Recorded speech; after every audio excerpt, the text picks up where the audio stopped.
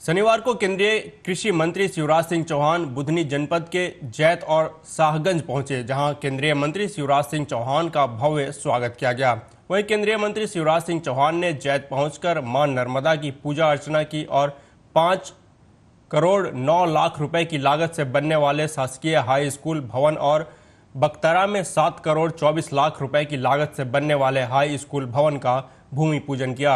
इस दौरान उनकी धर्मपत्नी साधना सिंह भी साथ में मौजूद रहीं।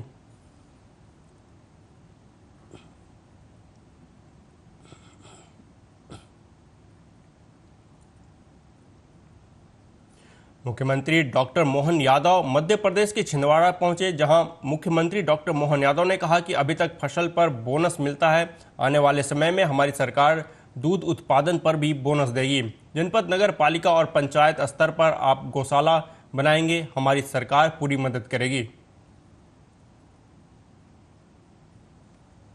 मुझे प्रसन्नता है, उपचुनाव का दौर है। इस चुनाव में छिंदवाड़ा में जिस ढंग से भारतीय जनता पार्टी ने अपनी जीत हासिल की थी, और जैसे मैंने पहले भी कहा था, अभी भी कहा है कि छिंदवाड़ा ये जो कहते थे कि हमारा गढ़ है, वो गढ़ नहीं था, गड़बड़ था। और एक एक विधानसभा जिस प्रकार से जीत के निकली है, और अब ये सिंगोड़ी मंडल के अंदर में आज आया हूँ। यहाँ पर बड़े पैमाने पर हमारे ग्रामीण वनवासी, सामान्य जन सब मिलकर के एक बार फिर विकास के साथ चलना चाहते हैं।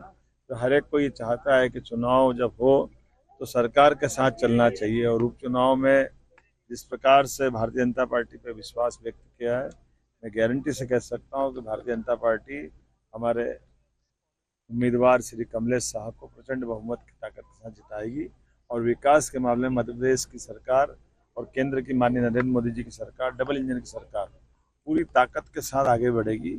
निश्चित रूप से भाजपा जीतेगी। वाचक पंडित प्रदीप मिश्रा का एक वीडियो वायरल हुआ था, जिसमें वह मां राधा रानी के बारे में अमर्यादित टिप्पणी करते हुए नजर आ रहे थे। वायरल वीडियो के बाद देश भर के संतों ने उनके खिलाफ मोर्चा खोल दिया था। प्रेमानंद महाराज जी ने भी पंडित प्रदीप मिश्रा के विरोध किया था और राधा रानी से माफी मांगने की बात भी कही थी। वहीं दूसरी ओर देश भर के साधु संतों ने पंडित प्रदीप मिश्रा का विरोध करते हुए उनके बरसाने में प्रवेश पर पाबंदी लगा दी थी। उज्जैन के संत समाज ने भी उनके उज्जैन प्रवेश होने पर पाबंदी लगाने की बात कही थी। देश भर में पंडित प्रदीप मिश्रा के खिलाफ संत समाज एकजुट होता जा रहा था और उसका विरोध बढ़ता जा रहा था। ऐसे में पंडित प्रदीप मिश्रा बरसाने पहुंचे और मां राधा रानी के सामने नाक रगड़कर उनसे माफी मांगी।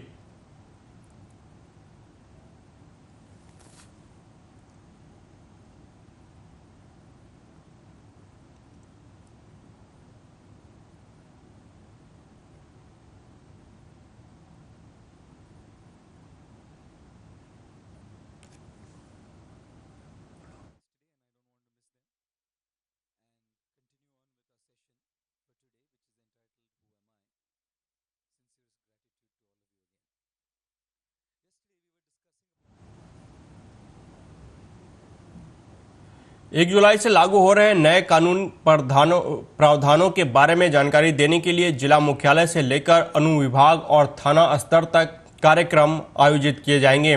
नए कानूनी प्रावधानों को लेकर लोगों की जिज्ञासाएं इस दौरान दूर की जाएंगी।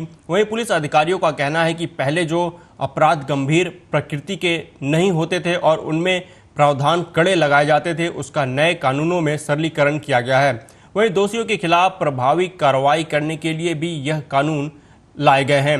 मुख्य कार्यक्रम दतिया के कम्युनिटी हॉल में आयोजित किया गया है। इसके अलावा सभी अनुविभागीय अधिकारी पुलिस और थाना स्तर पर भी लोगों को बुलाकर इस बारे में जानकारी देंगे।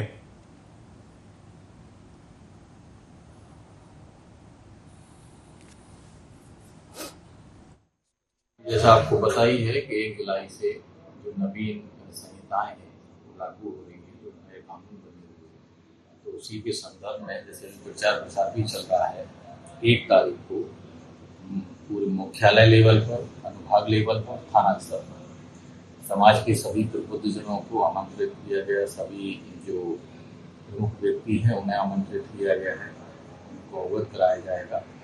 विभिन्न कानूनी प्रावधानों के बारे में संक्षेप में भी बताया जाएगा।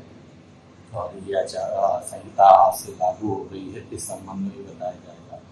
मुख्य प्रोग्राम जो है वो यहाँ जिला लेवल पर हमारा जो कम्युनिटी हॉल है उसमें किया जा रहा है। हर एक SDOP के अनुभाग में वहाँ बड़ा कार्यक्रम किया जाएगा और सभी थानों पर भी, और उसमें सभी जो भी लोग हैं उनको। जिला कांग्रेस मुख्यालय जवाहर भवन के सभागार में पत्रकार वार्ता को संबोधित करते हुए जिला कांग्रेस कमेटी के अध्यक्ष ज्ञान सिंह ने कहा कि प्रदेश में सरकार की सह पर शिक्षा माफियाओं द्वारा युवाओं के भविष्य के साथ खिलवाड़ किया जा रहा है। उन्होंने कहा कि अलग अलग प्रतियोगी परीक्षाओं में हो रहे घोटाले, प्रदेश में हो रहे नर्सिंग घोटाले और पेपर लीक घोटाले के विरोध में प्रदेश की भाजपा सरकार को घेरने के लिए 1 जुलाई को जिला कांग्रेस कमेटी का कलेक्टर परिसर के सामने धरना प्रदर्शन होगा और शिक्षा मंत्री का पुतला दहन किया जाएगा। साथ ही राज्यपाल के नाम ज्ञापन जिला कलेक्टर को सौंपा जाएगा।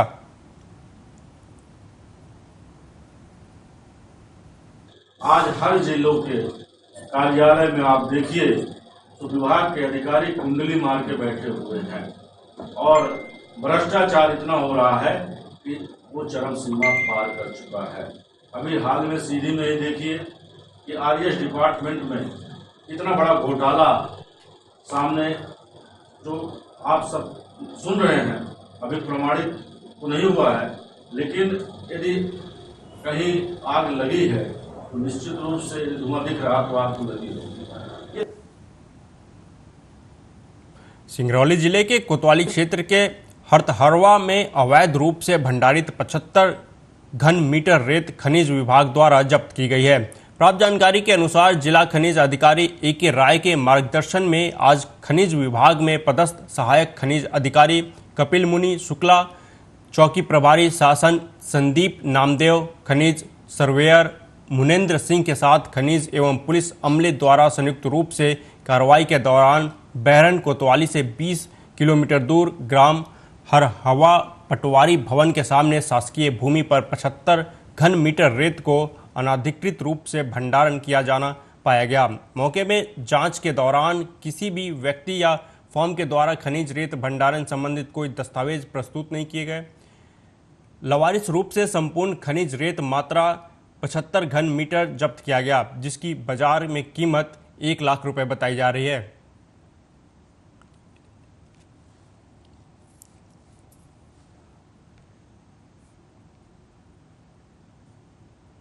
मध्य प्रदेश के गुना में सैन समाज विकास संगठन का महिला सम्मेलन एवं प्रतिभा सम्मान समारोह का आयोजन किया गया। कार्यक्रम में संगठन के राष्ट्रीय कार्यकारिणी, प्रदेश कार्यकारिणी के पदाधिकारी और सदस्य शामिल हुए। महिला अध्यक्ष रानी सेन ने बताया कि महिला सम्मेलन में महिला सशक्तिकरण, महिलाओं को रोजगार के अवसर, रोजगार को बढ़ावा देना और महिलाओं को सशक्त और आत्मनिर्भर बनाने के लिए किस प्रकार से महिलाओं को आगे लाकर प्रत्येक क्षेत्र में सहभागिता बढ़ाने विभिन्न विषयों पर चर्चा की गई। गुना जिले के कक्षा 10वीं और 12वीं के 70% से अधिक अंक पाने वाले समाज के 70 मेधावी छात्र छात्राओं का सम्मान कर उत्साहवर्धन किया गया। सैन समाज के अलग अलग खेलों एवं अन्य क्षेत्रों में उपलब्धि पाने वाले छात्र छात्राओं और युवाओं को भी सम्मानित किया गया। वहीं सैन समाज से पत्रकारिता में जुड़े लोगों को भी सम्मानित किया गया।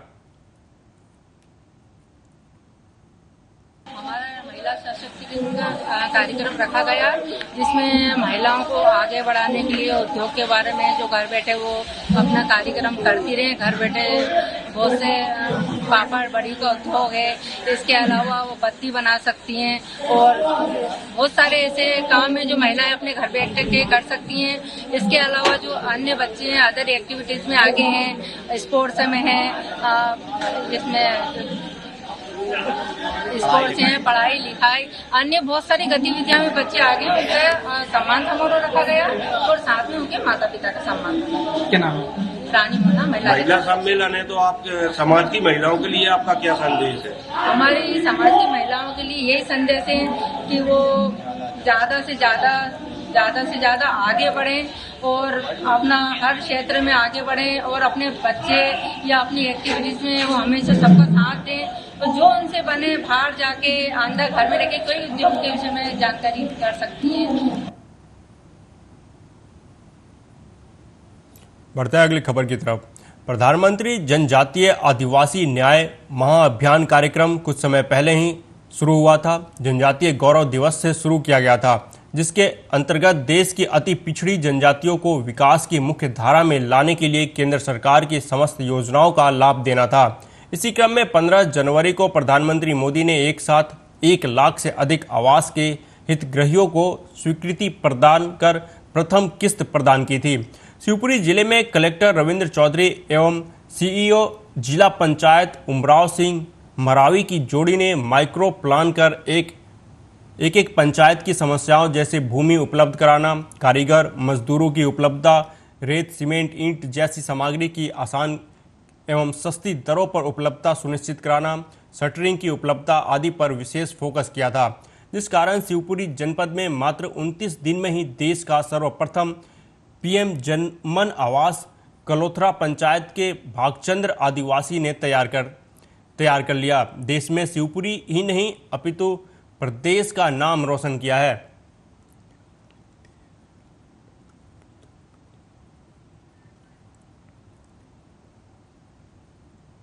जिले के थरेट थाना क्षेत्र के सेंगुआ गांव में रहने वाले 75 साल के वृद्ध आजाराम परिहार ने गोली मारकर आत्महत्या कर ली। आजाराम परिहार लंबे अरसे से कैंसर से पीड़ित थे। शुक्रवार की रात वो अपने घर के बाहर चबूतरे पर सोए थे।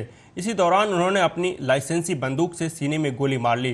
गोली चलने की आवाज़ सुनकर उनके परिजन घर के बाहर निकले, तब उन्हें आजाराम परिहार लहूलुहान हालत में मिले। तभी तत्काल उन्हें अस्पताल ले जाया गया, जहां डॉक्टरों ने उन्हें देखते ही मृत घोषित कर दिया। थ्रेड पुलिस ने फिलहाल मामला दर्ज कर लिया है और जांच शुरू कर दी है।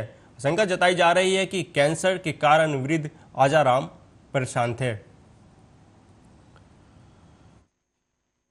के अंतर्गत ग्राम सेंगवा का मामला है, जिसमें एक वृद्ध है, लगभग 75 ईयर की उनकी एज थी और वो कैंसर से पीड़ित थे, काफ़ी गंभीर अवस्था में थे।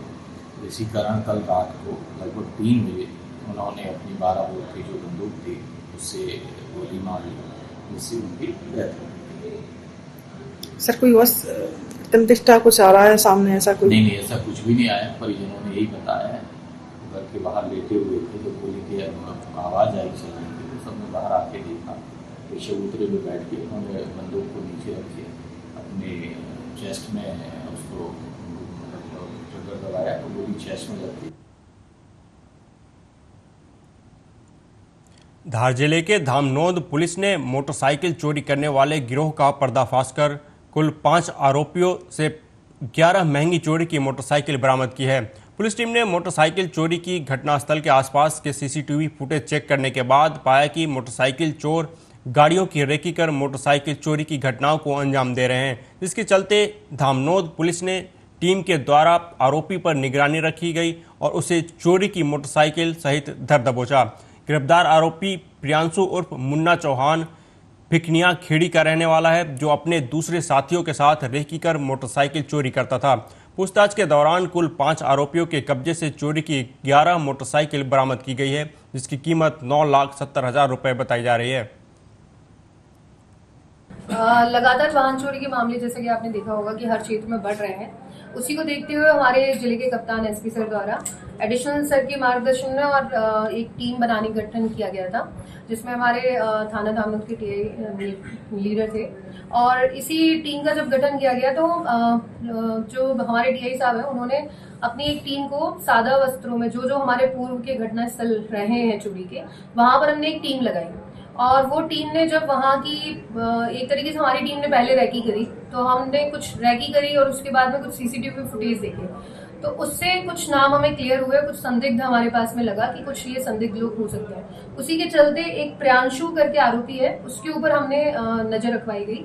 और जब प्रियांशु पे नजर रखते हुए उसको दूधी रपट पर हमने एक बार एक मोटरसाइकिल के साथ पाया, और जब चेकिंग की गई तो उसमें पाया गया कि जो मोटरसाइकिल चला रहा था वो चोरी हुई थी। और प्रियांशु को जब हम लेकर आए तो उसने फिर अपने अदर जो गैंग मेंबर्स थे उनके हमें नाम दिए। टोटल ये 5 लोगों की गैंग है, जो कि जिनसे हम लोगों ने अभी तक टोटल 11 मोटरसाइकिल।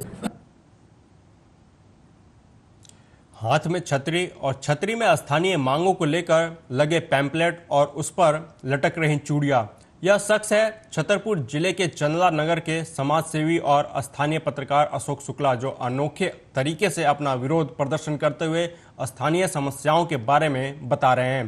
दरअसल दूसरी बार निर्वाचित हुए सांसद और भाजपा प्रदेश अध्यक्ष बीडी शर्मा के साथ ही चंदला विधायक और राज्य मंत्री दिलीप अहिरवार मतदाता एवं कार्यकर्ता अभिनंदन कार्यक्रम में शामिल होने चंदला आ रहे थे, जिसे लेकर समाजसेवी अशोक शुक्ला ने अपनी 6 सूत्रीय मांगों के पैम्पलेट छतरी में लगाए और चंदला कस्बे में घूमते हुए प्रदर्शन कर रहे थे। अशोक का कहना है कि अस्पताल, तहसील, कॉलेज आदि से जुड़ी कई समस्याएं हैं जिन पर आज तक प्रशासन की नजरें इनायत नहीं हुई। वहीं छतरी में चूड़ियां टांगने को लेकर उन्होंने स्थानीय भाजपा नेताओं पर करारा तंज कसा। अशोक का कहना है कि शायद उनके इस प्रदर्शन का संदेश जनप्रतिनिधियों तक पहुंच जाए और चंदला नगर और क्षेत्र से जुड़ी इन समस्याओं का हल हो जाए। प्रमुख समस्याओं को लेकर 6 सूत्री मांगों का प्रदर्शन कर रहे हैं उनकी नजरों में कि शायद उनकी निगाह पड़ जाए और हमारे रनिंग के काम गति ले ले। जैसे तहसील कार्यालय हमारी चंदला को 15 साल पहले मिल गया था पूर्ण तहसील का दर्जा, लेकिन लौकुश नगर जाना ही पड़ता है। तो हम चाहते हैं कि सारे कार्य चंदला से ही संपादित। चंदला में महाविद्यालय बने हुए कई वर्ष गुजर गए, लेकिन कला के अलावा कोई विषय पढ़ाया ही नहीं जाता। इसमें आपने चित्रकूट पहुंचे the diary of west Bengal movie के डायरेक्टर सनोज मिश्रा ने जगतगुरु स्वामी रामभद्राचार्य जी से मुलाकात कर आशीर्वाद लिया। गौरतलब है कि the diary of west Bengal movie काफी विवादों से घिरी रही है, जिसको लेकर के बंगाल की सरकार द्वारा मूवी के डायरेक्टर सनोज मिश्रा के ऊपर 26 मुकदमे दर्ज करवाए गए हैं। फिल्म को लेकर बंगाल सरकार का कहना था कि इस फिल्म के माध्यम से बंगाल की छवि खराब की जा रही है, इसलिए फिल्म को तत्काल प्रभाव से बंद होना चाहिए। दूसरी तरफ फिल्म के डायरेक्टर सनोज मिश्रा का कहना था कि संदेश खाली में क्या हुआ, चुनावों के समय सबसे अधिक लोग बंगाल में ही क्यों मरते हैं, सबसे अधिक बम, गोला, बंदूक आखिरकार बंगाल में क्यों चलते हैं, और जब सच्ची घटनाओं को लेकर कोई फिल्म बनाता है तब बंगाल सरकार कहती है कि बंगाल की छवि खराब हो रही है। सनोज मिश्रा ने कहा कि बंगाल की छवि तो खुद वहां की सरकार के द्वारा खराब करके रखी गई है, मैं तो केवल बंगाल की सरकार को आईना दिखा रहा हूं। मैं सनोज मिश्रा बॉलीवुड से जुड़ा हूँ, फिल्म लेखक और निर्देशक हूँ। पिछले 30 सालों से मैं काम कर रहा हूँ और 10-12 फिल्में मेरी रिलीज हैं, जिनमें कई सारी फिल्मों को देश और विदेश में बहुत सारा सम्मान भी मिला है। और मेरी एक फिल्म आ रही है the diary of west Bengal, जो पिछले साल से चर्चा में है और ख़ास तौर पर चूँकि बंगाल सरकार ने मुझे निशाने पर लिया, इस फिल्म को लिया, इस वजह से और थोड़ा चर्चा में आ गई। वो फिल्म अब रिलीज़ होकर सेंसर ने पास होने की उसको सर्टिफिकेट दे दिया है और मैं महाराज जी जगत गुरु श्री रामभद्राचार्य जी का आशीर्वाद लेने चित्रकूट धाम आया हूँ और मेरा पहला यहाँ पर पहली बार आना हुआ है और बहुत ही मैं अभिभूत हूँ यहाँ आकर। महाराज जी से मैंने समय निश्चित करने के लिए मैं आया था कि मैं किस तारीख को फिल्म को रिलीज करूँ, उनसे मेरी वार्ता हुई और उसके साथ साथ ही मैं इस फिल्म को लेकर यहाँ पर प्रीमियर करने के लिए सोच रहा हूँ, जो महाराज जी से मैंने उनसे अनुमति ली और उन्होंने भी मुझे इस बारे में मार्गदर्शित किया। मुझे एमपी के बैतूल के मुल्ताई दक्षिण वन मंडल क्षेत्र अंतर्गत ग्राम खापा उमरिया के बीच एक खेत में मरे मोर मिलने से हड़कंप मच गया, जिसकी सूचना दक्षिण वन विभाग के रेंजर नितिन पवार को दी गई। सूचना पर वन विभाग के अधिकारी और कर्मचारी मौके पर पहुंचे, जहां से मृत पाए गए 4 मोरों को लेकर मुल्ताई आए, जहां वन विभाग द्वारा मृत मोरों का पोस्टमार्टम कराकर उनका विधि पूर्वक अंतिम संस्कार किया गया। बताया जा रहा है कि जिस खेत में मृत मोर मिले वहां जगह जगह मोर पंख पड़े नजर आए, तो वहीं कुछ मृत मोरों को कुत्ते भी नोच कर खा गए थे। आखिर एक साथ इन मोरों की मौत कैसे हुई, ये एक जांच का विषय बन गया है, जिसकी जानकारी पोस्टमार्टम रिपोर्ट आने के बाद ही पता चलेगी। फिलहाल वन विभाग द्वारा मामले में जांच शुरू कर दी गई है। ये जो मोर पाए गए, ये खापा उमरिया के पास से आज सुबह सूचना मिली थी, जिसके आधार पर वन विभाग के कर्मचारी वहाँ गए थे और 4 मृत मोर सर्च के बाद हमको वहाँ से मिले। आगे की क्या प्रक्रिया सर? आगे जो मोर के संबंध में जो SOP होती है उसके आधार पर PM करवाया गया है। PM रिपोर्ट आने के बाद इसमें और फिलहाल स्वर्णिम मध्य प्रदेश छत्तीसगढ़ में अभी तक के लिए इतना ही। देश दुनिया की तमाम खबरों के लिए देखते रहिए आर्या न्यूज। नमस्कार।